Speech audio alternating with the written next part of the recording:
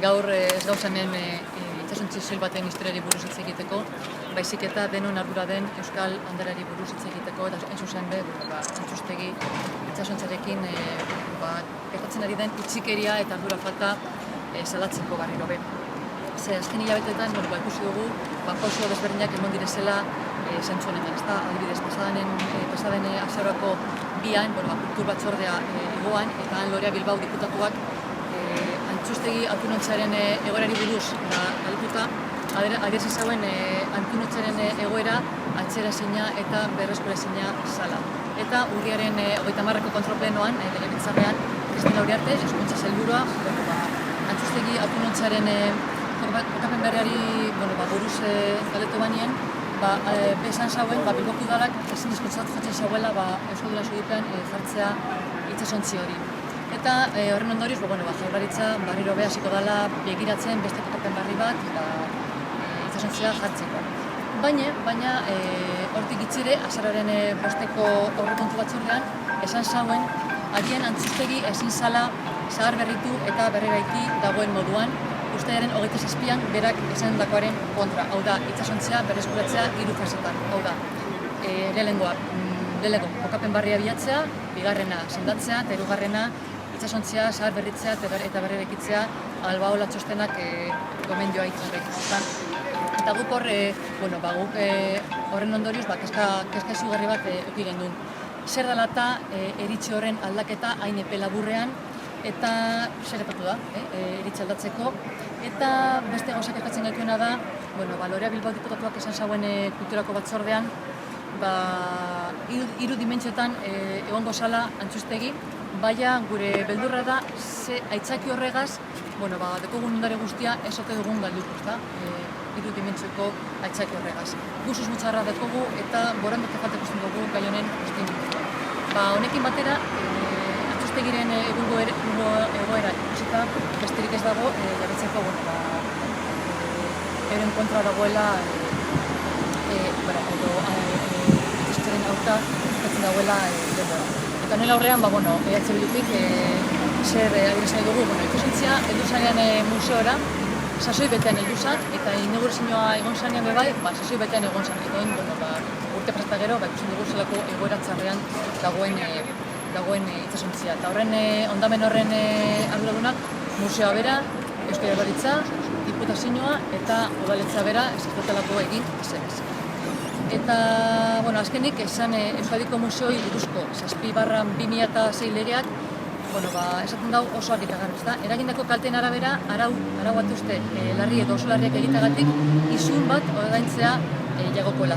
Lege honen menpeko museo eta bildumetako funtzen segurtasuna eta kontserbazioa bermatzeko obligazioa ez betetzeagatik, isunak dagoz.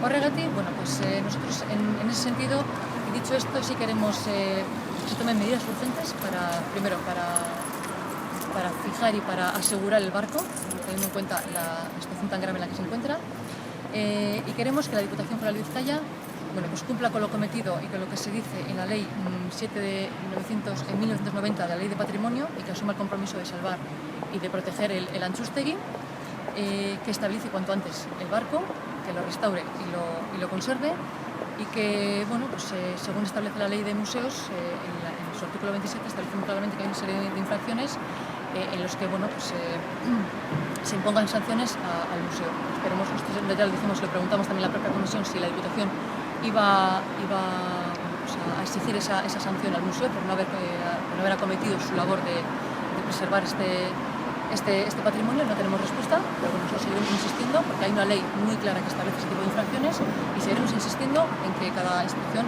asuma su responsabilidad. Y además de esto, registramos en su momento también, tanto en Juntas Generales como en el Parlamento Vasco, sendas propuestas para que el Antxustegi sea declarado bien de interés cultural. En nuestro caso se va a debatir el próximo lunes, esperemos que ahí los partidos se pronuncien y tengan un poquito de sensibilidad con este atunero, y esperemos que salga adelante. Con más fuerza que antes, vamos a pelear directamente con las instituciones del país para salvar el Antxustegi. Y también ya vamos a emprender vías judiciales. Bien, entonces, y también iremos a organismos supranacionales, como pueden ser en la Unión Europea o en el resto.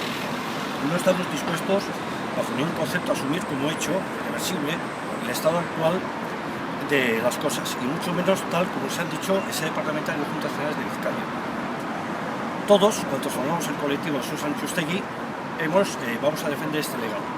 Y también decimos que si las cosas se hubiesen hecho bien y hubiésemos visto que las instituciones han estado peleando por los límites de lo posible, nosotros entenderíamos y se quedaba el tema así. Pero hemos visto que no se ha hecho ese intento. Se ha cometido muchísima negligencia, inoperatividad y falta de profesionalidad.